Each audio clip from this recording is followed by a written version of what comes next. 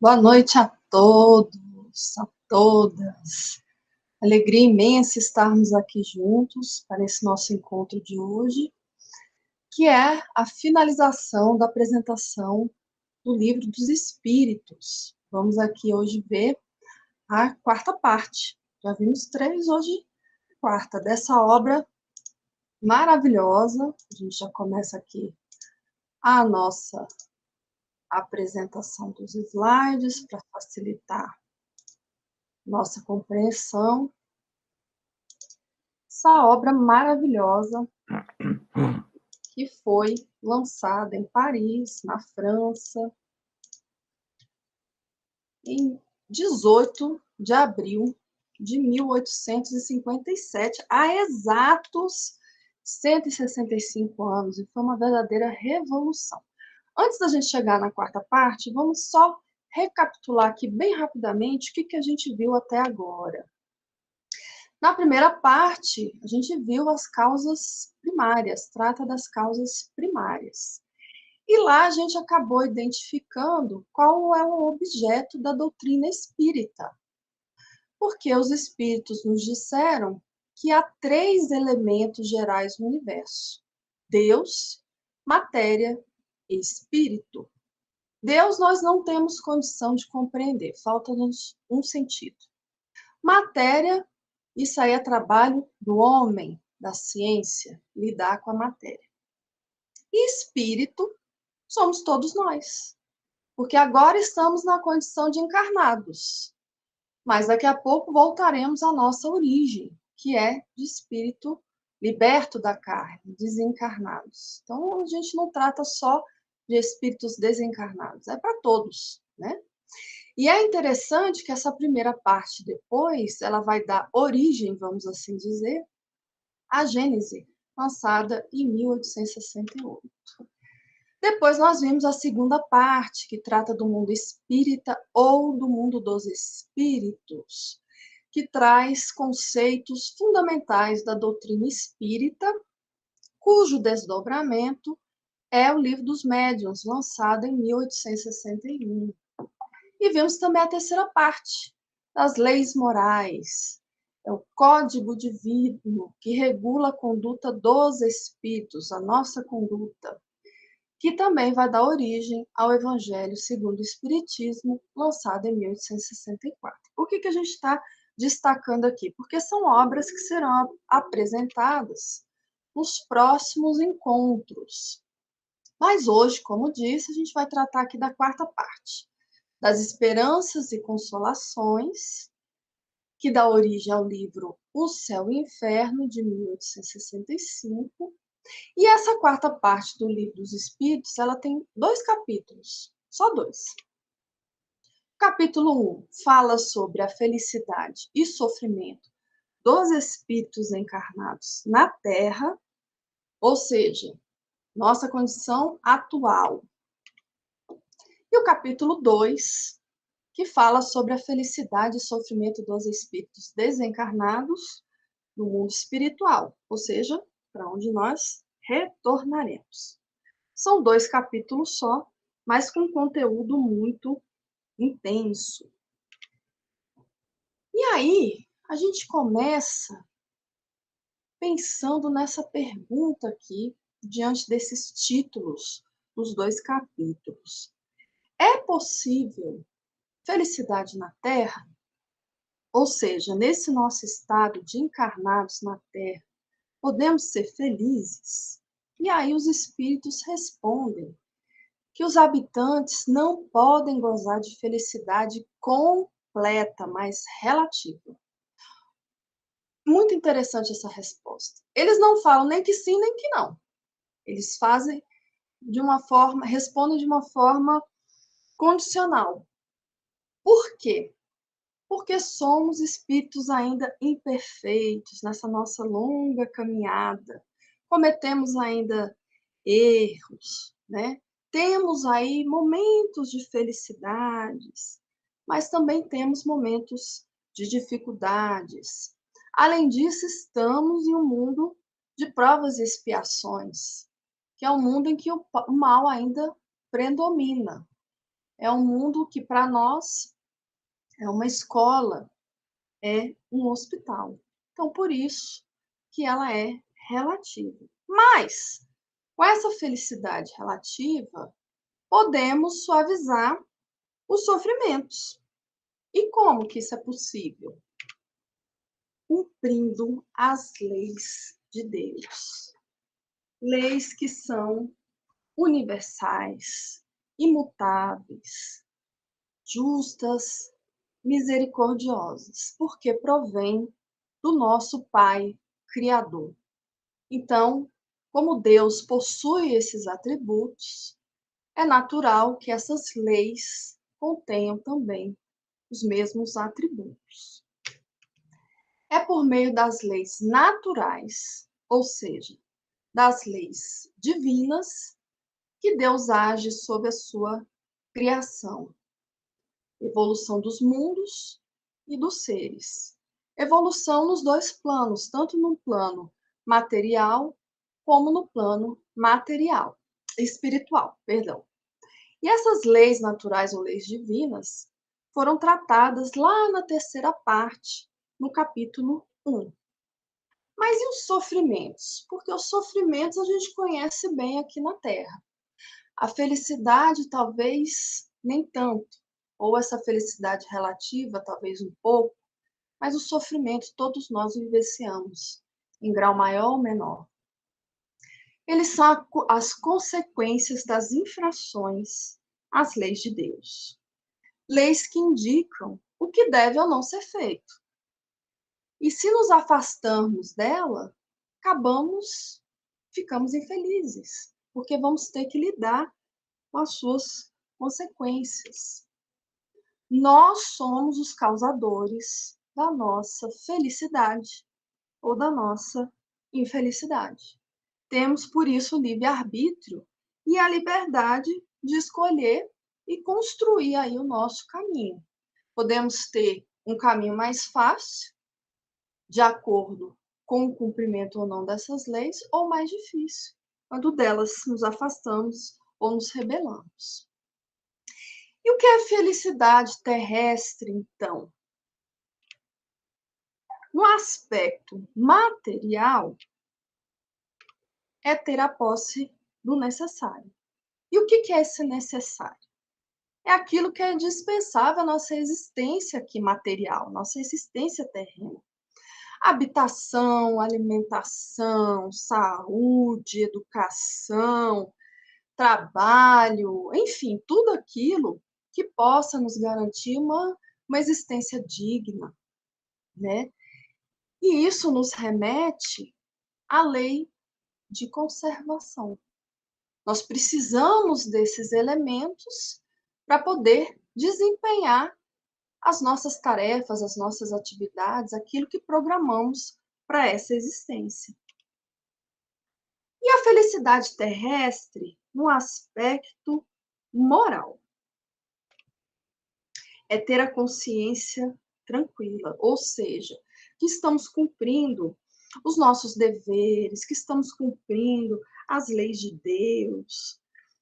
Essas leis que sem isso, a gente já viu, a gente não consegue ter paz. A gente acaba provocando situações que depois vai nos trazer problemas, dificuldades, vai afastar qualquer felicidade.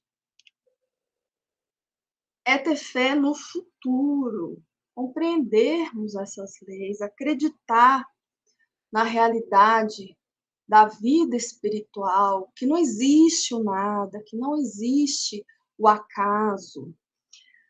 Acreditar, então, na imortalidade do espírito, que o que a gente está construindo aqui é o que a gente depois vai colher lá no futuro.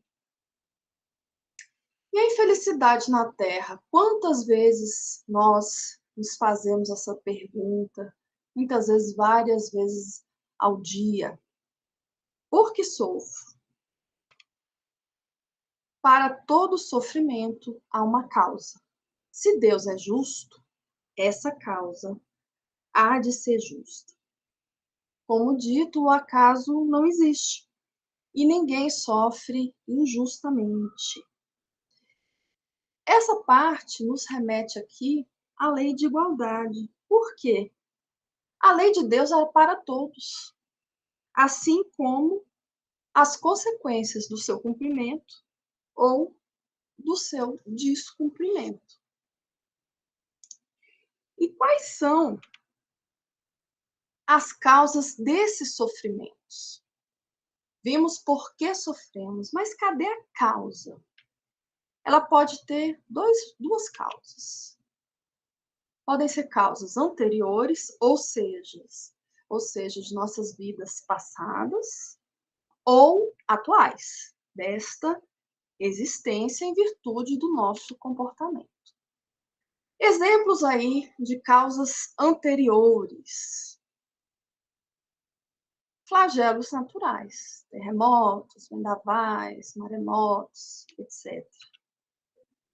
Acidentes, morte de entes queridos, muitas vezes de uma forma inesperada, súbita. Doenças de nascença, muitos outros sofrimentos. Esses sofrimentos dependem da maneira de agir na vida presente, ou seja, na existência atual, nada fiz, não tomei nenhuma atitude que pudesse causar algum desses acidentes, desses flagelos, dessas doenças e etc. Mas é um resgate de algo que foi feito na vida passada, é uma cobrança daquilo. Precisamos reparar e expiar o mal que cometemos. São inevitáveis, porque são regulados pelas leis divinas, que são soberanamente justas e misericordiosas. E isso aqui nos remete justamente à lei de amor, justiça e caridade. E as causas atuais? Vamos ver aí alguns exemplos de causas atuais. Elas dependem da maneira de agir na vida presente. Olha aí o primeiro exemplo com essa imagem. Nosso comportamento desregrado em relação à alimentação. Isso acaba causando doenças, muitas vezes doenças crônicas, precisam de tratamentos muito dolorosos, difíceis. Se tivéssemos disciplina, né, se tivéssemos comedimento aí com a questão da alimentação, evitaríamos os problemas decorrentes dos excessos, né? Ou seja, mudando o nosso comportamento, a gente pode ou evitar ou amenizar as consequências desses comportamentos. São evitáveis, depende de nós. Outro exemplo aí, bebida alcoólica, que muitas vezes é a porta de entrada para outros vícios, né? Outra dependência química e etc. Começa muitas vezes como um evento social. Ah, eu só bebo socialmente. Mas, dali, a pessoa começa a reiterar o comportamento e acaba sendo levado para o vício. Não só o vício de bebidas, mas outros vícios também, como drogas, etc. E é uma situação que afeta a pessoa, porque afeta a sua autoestima, afeta a sua situação de emprego, seus relacionamentos, afeta a saúde, afeta os outros, colegas de trabalho, os familiares, né? E se a pessoa, diante aí dessas tentações, diante desse comportamento desregulado, buscar o auxílio, buscar o auxílio médico e buscar o auxílio espiritual também, porque pode ter um componente espiritual nesse desregramento. Podemos nos libertar dessa situação, podemos mudar, podemos virar o jogo e evitar todos esses sofrimentos. Outro exemplo aqui de causas atuais, trânsito. Todos os dias, infelizmente, nós vemos aí nos jornais notícias de acidentes e tal. Muitas vezes provocados por quê? Imprudência, distrações das mais diversas, como o uso de celular, o próprio uso de bebida alcoólica ou droga, desrespeito às leis de trânsito. Se utilizarmos o carro da maneira que ele deve ser utilizado, é mais um problema que podemos evitar. Tantos outros sofrimentos causados pelo orgulho, egoísmo, inveja, e aqui ele faz o destaque para os vícios morais, né? Desonestidade, preguiça, falta de organização, e tantos outros comportamentos cujas consequências poderíamos evitar se trabalhássemos o quê? A nossa reforma íntima. Se fizéssemos aquele exercício que Santo Agostinho nos incitou a fazer, e que a Nara destacou na semana passada, da autoanálise, né? Da correção dos nossos comportamentos, evitaria muita coisa. Está correlacionado com a lei de liberdade, porque nós temos a liberdade de escolher o caminho, de escolher a forma de agir, mas para bem ou para mal a gente vai ter as consequências, né? Muitas vezes usamos aquela desculpa, é o meu jeito, mas será que é o jeito produtivo? Será que é o bom jeito, é o jeito que vai nos levar ao progresso? É essa reflexão que precisamos fazer. Todo sofrimento decorre de uma falta cometida? Será? Até agora, nesse aspecto da vida terrena, da nossa existência encarnada, sim, né? Até agora a gente viu que todo sofrimento decorre de uma falta cometida. Mas, e no plano espiritual? E aí os espíritos nos respondem que não. Mas por quê? Curioso isso, né? Porque pode ser uma prova ou uma missão de renúncia, de humildade e de amor, solicitada ou aceita pelo espírito no mundo espiritual. E aqui a gente lembra de um caso muito interessante que está lá no livro Missionários da Luz, no capítulo 12, de um companheiro que está ali programando a sua reencarnação no Instituto de Reencarnação de Nosso Lar, e ele virá com uma missão para, dentro da ciência, dentro da medicina, trabalhar soluções para a cegueira. Só que ele nunca foi cego.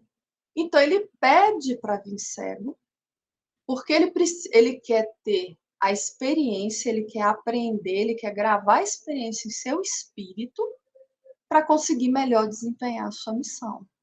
E aqui é um exemplo clássico. Qualquer pessoa, Jesus já nos exortou a isso, né? Quando, naquela passagem da mulher adúltera, que não jogar pedra, não julgar, não julgueis, etc.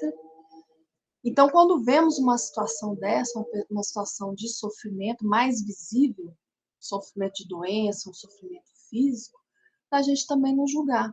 De repente, aquilo ali foi uma prova ou uma missão requerida pelo próprio Espírito, para que ele desempenhe uma missão ou de ajudar alguém, de ajudar uma pessoa, ajudar inclusive uma coletividade. Outra questão, morte dos entes queridos. Podemos prejudicar os desencarnados com os nossos pensamentos? Será? Como é que andam aí os nossos pensamentos? Como é que a gente anda pensando nos nossos entes queridos, nos nossos amigos que já estão lá no mundo espiritual. Olha só o que os espíritos nos respondem. Os espíritos são sensíveis às lembranças dos que lhe eram caros na Terra. De novo, eles não respondem nem que sim, nem que não. A palavra-chave aqui é sensível. Porque eles sentem o impacto das nossas vibrações, dos nossos pensamentos, dos nossos sentimentos. E como que isso acontece? Os nossos pensamentos, eles são energias. E são energias muito poderosas, que percorrem e se propagam por todo o universo. E eles vão atingir e envolver aqueles que estamos pensando, sejam encarnados, sejam os desencarnados.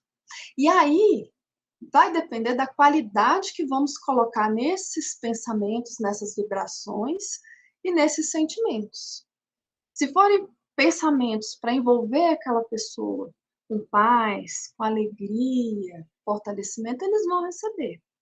Mas, se for pensamento de desespero, de agonia, o que, que vai provocar? Inquietações, angústias, sofrimentos.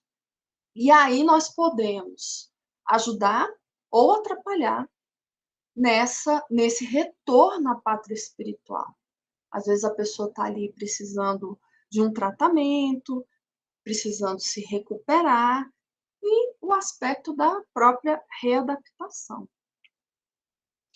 Os desencarnados, então, recebem e sentem os impactos das nossas vibrações. Uniões antipáticas. Quais são as causas? Aqui é polêmico. Primeira delas, má escolha. O que são essas uniões antipáticas? São aquelas uniões difíceis, são aquelas uniões sem atividade, sem afinidades. E o que é essa má escolha? É a má escolha do companheiro ou do companheira. Porque na hora da escolha, o que menos se pensou foi no sentimento. Se pensou no status, se pensou na aparência, se pensou em questões materiais, em questões sociais, e o sentimento, ficou para trás. E aí, claro, com a convivência, vão aparecendo ali as diferenças, desavenças, decepções e etc. Reparação do passado. Dentro do lar é onde vamos ter as maiores cobranças, né? Vamos ter ali entre nós aqueles que precisamos fazer aquele movimento, né, de reparação. Mas, dentro do seio da família, com a convivência, se a gente exercita ali, no mínimo, a tolerância, o auxílio, né, o perdão, desenvolvemos ali um sentimento, pelo menos, de amizade, porque o objetivo é amarmos uns aos outros, isso é a lei, né?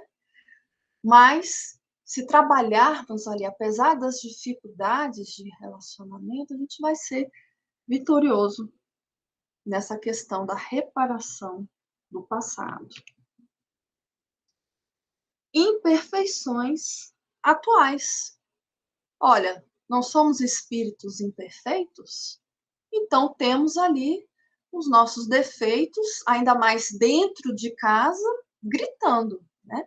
Nosso orgulho, nosso egoísmo e alguns comportamentos decorrentes de coisas até mais simples, falta de educação, falta de respeito, coisas até elementares que talvez pratiquemos fora, mas onde deveríamos praticar inicialmente não fazemos.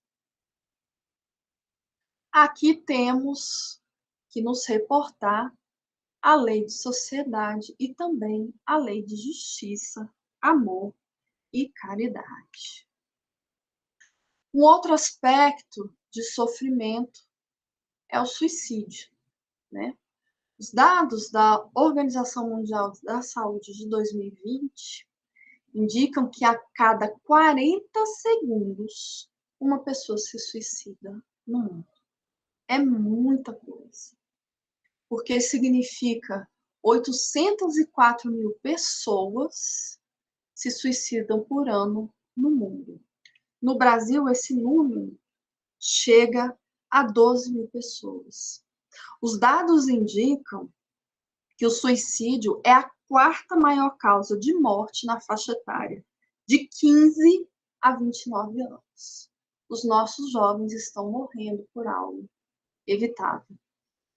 Em primeiro lugar estão os acidentes de trânsito, que a gente acabou de ver, que também é algo evitável, tuberculose e violência interpessoal. Em quarto lugar, o suicídio. E a Organização Mundial de Saúde, inclusive, traçou um plano de ação para que os Estados-membros que compõem a organização, né, trabalhem para reduzir em 1/3 essa taxa até 2030. Essa taxa tem diminuído mundialmente, só que em alguns locais ela tem aumentado, como, por exemplo, nas Américas. E qual, então, o grande problema do suicídio? É que não temos direito de dispor da nossa vida. Temos liberdade, temos livre-arbítrio, mas só a Deus, que é o nosso Criador, que é o Criador da vida, é que compete essa decisão, vamos dizer assim. E em conformidade com as suas leis. Essas leis podem ou não abreviar o nosso momento de desencarne. Só Deus assiste esse direito. E qual a causa principal e as consequências do suicídio? Os espíritos nos esclarecem. Causa principal, a falta de fé em Deus. Isso leva a uma série de coisas. A falta de fé leva à falta de fé em Deus, a falta de fé na realidade da vida futura, já que nós temos instintivamente, independente até se a pessoa é materialista ou não, aquele sentimento de que o nada não existe, de que existe algo além e algo acima de nós. A dificuldade de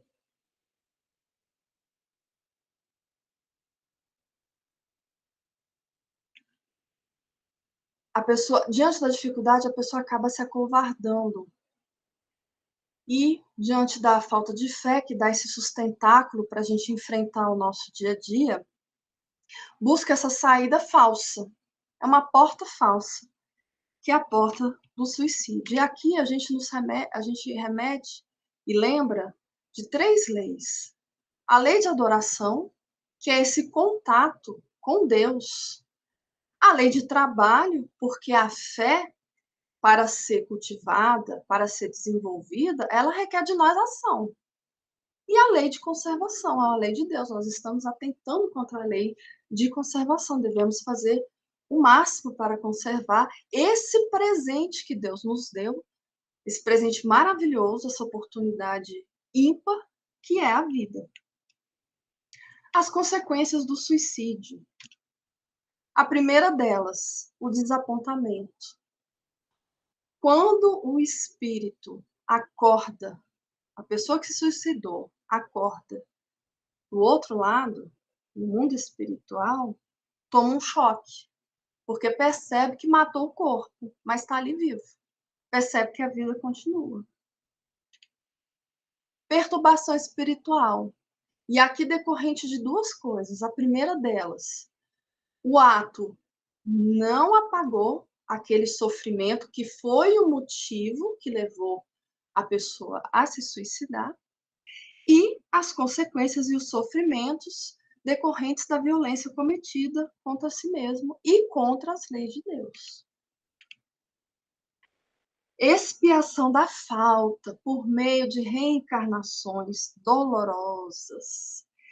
pode acontecer em uma existência, mas pode acontecer em várias existências, até que haja recomposição do corpo espiritual, até que haja reequilíbrio, reeducação do espírito e a harmonização, a reharmonização com as leis divinas. Aos poucos, aquele espírito que cometeu esse ato infeliz, ele vai ali se recompondo e reconstruindo a sua felicidade. É bom lembrar que Deus nos criou para sermos felizes e que o sofrimento é consequência das nossas escolhas erradas. Mas, se os sofrimentos são decorrência dessas escolhas, a gente também tem ali uma luz no fim do túnel. A gente não tem só sofrimento, a gente tem também consolações. Consolação na fé em Deus, como dito, é um grande sustentáculo que nós temos aí para enfrentarmos as nossas missões, as nossas atividades, as nossas dificuldades.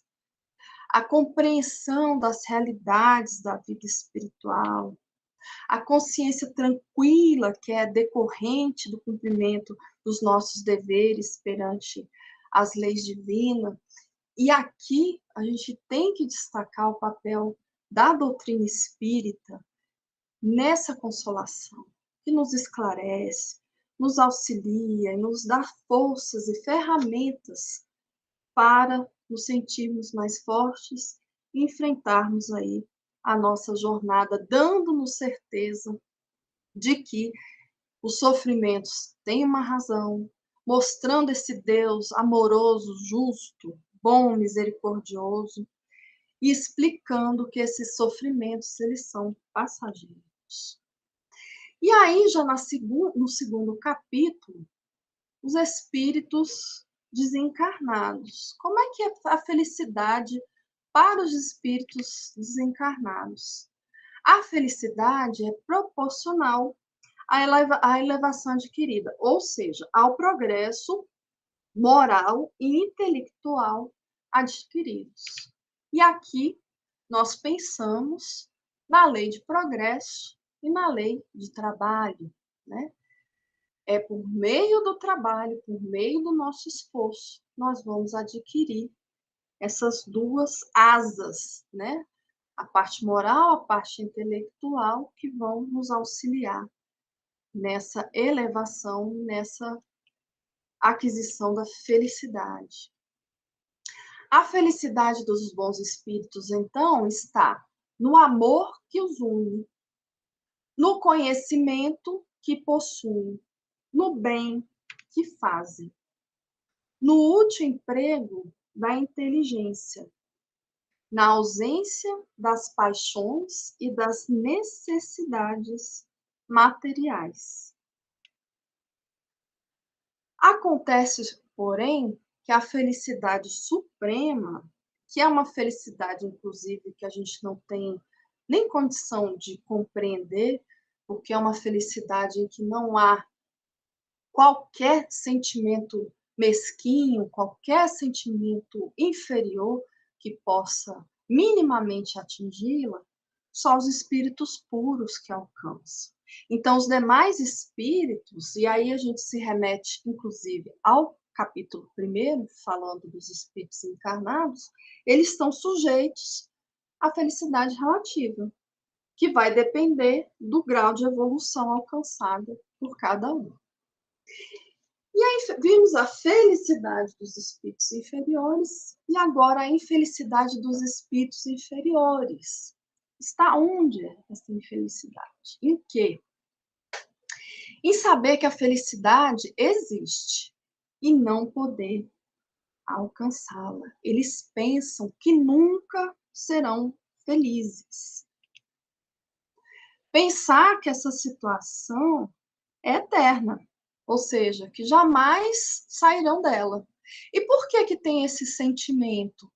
Porque não se prepararam para a vida espiritual, minimamente, e acabam alimentando essa convicção, fora aquelas ideias e aquelas concepções de céu, de inferno, de pena eterna, etc. Ter divulgado seus atos. Aqui é uma questão muito interessante e mais um chamamento para a nossa reforma íntima. Quando chegamos no mundo espiritual, mostramos exatamente quem somos. Não temos máscaras sociais. Então, tudo aquilo que construímos, todos os nossos sentimentos, as nossas vibrações, os nossos pensamentos, que têm cheiro, têm densidade, têm intensidade, têm forma e etc., eles se apresentam, né, no nosso perispírito. Nós demonstramos exatamente o que somos. Sentir-se na presença da vítima. Quando voltamos para o mundo espiritual, nós encontramos afetos, desafetos e aqueles a quem prejudicamos. Conviver com o remorso e o arrependimento. O remorso é essa inquietação na consciência, é aquela vozinha que vai, aquela coisa que fica ali, pelo mal que foi praticado. Ele é o primeiro passo para o arrependimento. E aí sim, o arrependimento é que vai abrir o caminho para o esforço de reparação, expiação e etc. E a duração do sofrimento? Até quando esse sofrimento dura? Até quando lidar com esse sofrimento?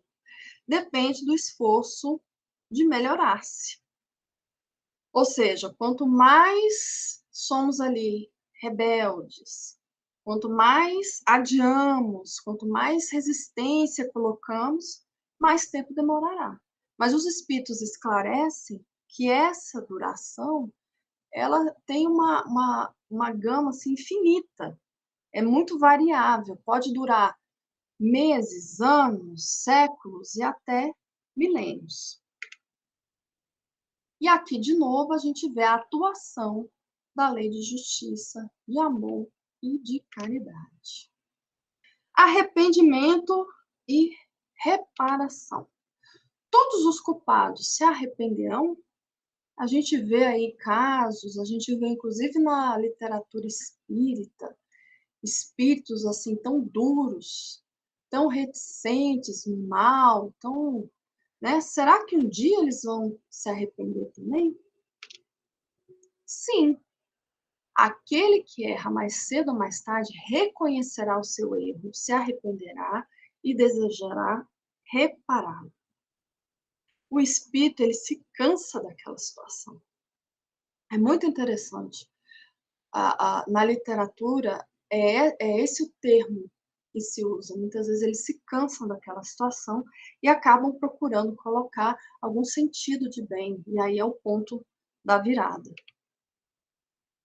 Porque as leis de Deus estão escritas na nossa consciência. Nós fomos criados para o progresso, para o bem e para a perfeição.